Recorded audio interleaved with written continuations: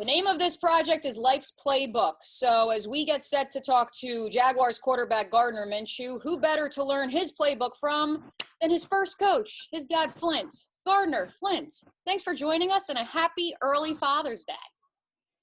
Thank you. Good to have you. Yeah. Thank you, ma'am. When you guys hear Father's Day, what does that mean to the two of you? It would typically be like at a baseball tournament or something like that. You know, it was always something. It was never just Father's Day. You know, we might catch a meal on the way back from some type of tournament or something. Yeah, we were typically always on the road doing something, whether it's soccer, baseball, whatever. But I mean, that's for us. That's kind of where we spend a lot of our time. So it was always fun doing that. As far as fathers and sons go, we'll dive into, since I know you both are literary buffs like me, we'll talk about, fathers and sons and what that means culturally. But Gardner, what is the earliest lesson you remember your dad teaching you? The lesson that I just remember over and over and over again is you can only control how hard you work. That's one I heard on the way to so many baseball practices, football, soccer, basically anything I did. I heard that lesson over and over. Flint, was it, I don't know if it was learning to ride a bike, was it swimming? What was your favorite lesson you have ever taught Gardner? Oh, I don't know. I don't know if it had been bike or swimming or anything like that.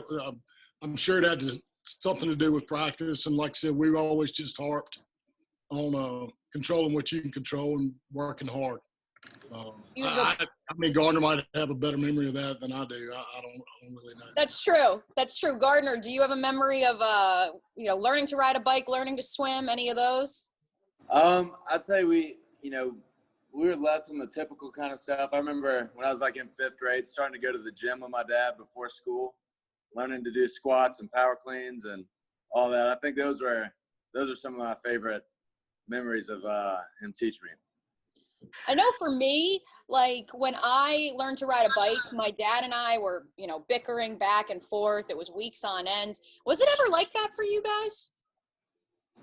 Oh, there was always some of that. Yeah. I mean, and we joke about it now, but I look back and probably would be considered too hard on him about some things. And, I don't know about bickering really. I mean, there would be some tenseness there, I'm sure. But, one thing I do remember. Bickering. Yeah, no bickering. There's definitely a one-way street there. Didn't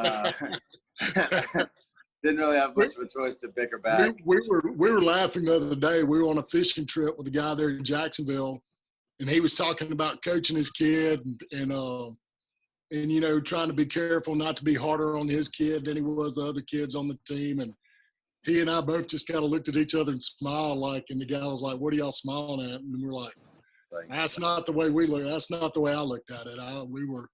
Never got that. No, never got that. So, hey, I will tell you one memory, and I remember when he was like in a baby carrier, one of those things that you hook into the car seat, and I would take him to the weight room even then, and I would tell my buddies, "No, my kid is going to be used to being he's going to be comfortable in a gym," and so it might be a little psychotic, but he did take to it. Oh man, my dad let me drive headfirst into the back of a car when I was learning to ride my bike because I was probably so stubborn. He just was like, "Go for it, kid. Have fun. You can do it yourself." So just like as a dad, Flint, just what is the earliest lesson Gardner kind of taught you as a son? I don't know. We realized early on he was very competitive. As far as taught me, he really took to working hard at an early age. Funny story, there were times there that his mom might have thought he needed some therapy or something like that. He could be a little too competitive, but I was always, you can always back that off a little bit. You can't make somebody competitive like that. And I don't know, I remember him wanting me to beat up other kids' dads who wouldn't bring him to practice when they would screw up in games and think. So he correlated at an early age working to success, and that's really what you want out of any of your kids playing sports. I mean, that's what it's supposed to teach them. And just, obviously Gardner's your firstborn. So, what was it like just kind of being you kind of talked about this a little bit, but just being the dad of Gardner? What was that like for you? I don't know. When they send you home with your first kid, you're right. You really don't even know what you're supposed to do. You kind of just hope you don't kill them or do something wrong, and hurt them. I mean, it was uncharted territory for all of us, when he came along. So, I mean, as far, Gardner was just, like I said, he always worked hard. It was something he took to very early. And I always tell people, a lot of people ask me, hey, what do I need to do with my kid? And he was one of those that he wanted to go out and do the extra stuff, be it baseball or whatever. So I always just tried to be there to help with that as much as I could. Gardner, what age were you when your dad was your coach for the first time in an organized sport, we'll say? Yeah, I think it was either soccer or baseball when I was maybe 4 years old. Something like not that. Sure when we feeling started. qualified, yeah, probably baseball. Yeah. So first time you step onto the field as a 4-year-old little leaguer, your dad is your coach. Were you expecting him to go easy on you? I don't remember what I was thinking back then, honestly, at 4 years old. Probably not, though. I mean, I think I always expected him to kind of hold me to a high standard, which was a good thing. Well, I tell you, the good thing with us too is my wife was on board with all that too. There would be times that it might not be Gardner, it might be one of the others that I was going to get on to him about effort, and she would beat me to it. So we were pretty consistent in the household about that. How do you balance, Flint, being coach while also being dad? I don't know if I balanced it very good at all.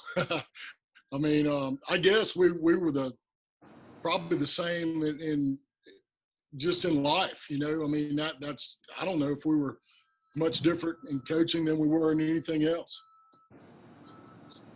Was it ever like a question you were gonna coach your son, or was it like the moment that you had a son, you're like, yeah, I'm gonna coach him? I mean, I guess I was always there, and like when we went to his first ever football practice, the poor guy was out there by himself and kids running everywhere. And I mean, we had just moved to Brandon, and I walked up to the guy and I said, hey man, if you want me to help, if you need me to do something, he goes, okay, you coach the defense, I'll coach offense. And that was the first practice. So it was kind of one of them things that didn't necessarily walk into thinking I'm going to be a coach. I was there. And just, Gardner, you're kind of known for your confidence in any situation. Just, do you think your dad kind of played into instilling that when you were a young kid at all? Yeah, I think definitely did. I think he always, no matter win or lose, one thing he always did is, tell us like how proud he was of us, how as long as we worked hard, then he's definitely proud of us and proud of the work we did. So I think that, knowing you have that always just gave you confidence, knowing that if you gave your all, tried your best, then you're going to be okay. All right.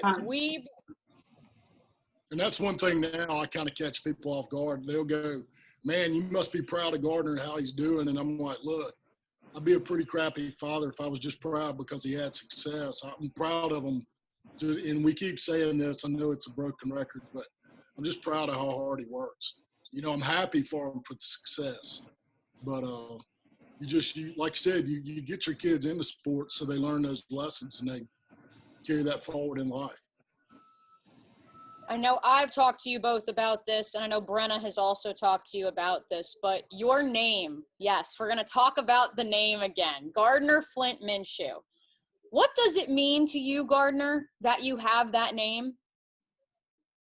No, I think it means so much. That's why I love being able to carry that on the back of my jersey, Minshew the second. To me, that's just kind of like a testament to my dad, just being able to, I know that he prepared me so well, really pushed me and, gave me so many opportunities. To me, it's kind of a tribute to him and a payback to him, knowing that we really kind of got here together. Flint, Go ahead, Flint, Mia. what does it mean to you, Flint, when you see that Minshew the second on the field at TIA Bank Field? Oh, it's awesome. That's I think you did that the first time, at East Carolina, Gardner, is that right? Or Yeah. did you? Yeah, I mean, and I didn't know he was doing that. It was unbelievable to me. I mean, just proud. I mean, I don't know what else to say. Just it means a lot. I mean, and I'm glad we have that to share and take forward. Gardner, do you think you want to pass that name on to future generations in your family? Yeah, I sure hope so. And it'll kind of be in the same vein as a, tribute to my dad and just really our whole family. Like, Gardner, it comes from my grandmother's maiden name, my dad's mother, and Flint as well as a family name. So I think it's just a great, tradition and kind of legacy to pass down. And Gardner, your dad has kind of become a little like famous over the last year or two. Just what has that been like for you to kind of watch, have cameras on him and people wanted to ask you about him and stuff like that? Oh, it's funny. People always see him on TV. They're surprised at how big he is. They wonder why I don't look like that. Still don't know that. I'm just glad they have during games they just have cameras and no mics, because I think if we had mics, we might be in trouble. The one time they did mic me up at Stanford, one of Garner's buddies, Houston, asked the lady. He said, "Look, I hope you have a 7-second delay, because there might be some things said you don't want to hear, or you don't." They didn't use any of it. Yeah. No, they used none of that. So they couldn't use any of it. What's kind of the vibe while you're in the stands watching then, Flint? What's that like for you? I don't know. It's so much, and people ask that, and they go, "Oh, can you believe he's out there?" And it's kind of like when he went in against Kansas City. It's like, okay, here's the score. Let's get a first down. Let's try to go down and score. Maybe we can get a stop. It's never like, oh, he's out there. This is so unbelievable. It's always just kind of looking and seeing, and no different than he would be in a junior high game or a high school game. Just looking at the situation. And then we kind of, I guess you reflect on it later, but at that time you don't really have. And that's another thing, like when they did mic me up, I don't think they get much, because like when they score a touchdown, well, the first thing I look for is flags. And then I'll try to look at all the other officials to see if they're talking, if there's any other. So it's always a good 20-second delay before you really can celebrate a score. Let's see, Gardner, just how has your dad kind of helped navigate the craziness of the last few years for you? No, he's helped a lot. I've been able to take a lot of things off my plate, and he'd be able to kind of delegate things. Like, for instance, like when hiring an agent, I didn't want to talk to any of them during my senior year of football. I wanted to focus on that.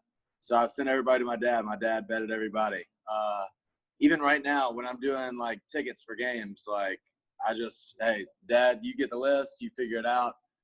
It's not something I want to deal with. So just like, there's so many more examples like that of him really, helping take that load from me, where I can just go and really do what I'm passionate about, do what I want to do. And just, when you had that first level of fame at WSU, like, did he give you any sort of advice when you kind of started blowing up and people started paying more attention to you? And then what was that like when it got even bigger in Jacksonville? Yeah, I don't think he really gave me any advice at that point. I think it was all the advice he had given me up to that point that prepared me for that, that, my worth, just like he tells me, like, it's not conditional on how I play, that I'm loved no matter, as long as I'm doing what I'm supposed to do, giving my best effort, that I'm loved. He's proud of me. And in that same way, whether I'm throwing a bunch of touchdowns, throwing a bunch of picks, I know I'm loved, and all the fame, everything doesn't really change that. And just this is kind of for both of you, but have you guys learned anything about each other over the last year, since it has been just a completely different year of your life, Gardner? Yeah, I don't know. It's been kind of awesome. Whether it's a home game, we'll usually go out to eat after a game, or a road game, we try to go get a bite to eat that Saturday night, just catch up. It's been fun being able to just kind of share this experience. Like, I remember after the Kansas City game, we both went and ate in downtown. I just remember sitting down, we were both sitting there, and we were just like, what the hell just happened? And we were able to just share that moment and like kind of reflect on that right there. That was just having him there for all those moments has been a lot of fun. And Flint, what have you learned about Gardner over the last year? He handles it very well. I always kid people if I think the Lord puts on us what we can handle, and I think if I would have been that famous, I would have been like Elvis in a jumpsuit, with tassels and everything else. I've only worn one jumpsuit so far. Only one jumpsuit, yeah. I'd have had one for every day of the week, But no, that's the thing. Just happy. Biggest thing is happy for him. A lot more in front of him than behind him. That's you just always got to be moving forward, and he does that very well. He whether it's good or bad, he's very good at hey, what do I do? What do we need to do next? What do I need to do when you got into the off season this year? Week to week, because you all know as well as it matters what he does next. It really doesn't matter what's behind him. And he's very good at that. All right, let's have some fun about the last 3 months. I know it's been a trying month for everyone in this country, but at the same time, it has allowed many of us to go back home. Gardner, living at home at age 12 versus living at home at age 24 during quarantine. How is it different? Dude, it's not that much different. It was awesome. We had our whole family in town. We had the home gym up and running. My buddies would come through. Basically, at any point of the day, we had somebody over working at the home gym. So that was so much fun for me and my dad, just hanging out with all our buddies, lifting weights. And it honestly felt like a high school summer. It was, for us, it was really a great experience. And a lot of people don't realize, in between Eastern Carolina and when you went out to Wazoo, you were home for 6 months because you were in school, but not technically playing that spring semester.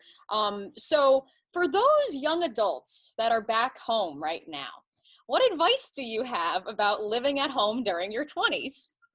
Oh, man. Find a hobby. Find something to do. Hopefully make some friends so you can have plans. Otherwise, it's going to be a lot of nights watching TV and having dinner with your parents, which is good for a month or so.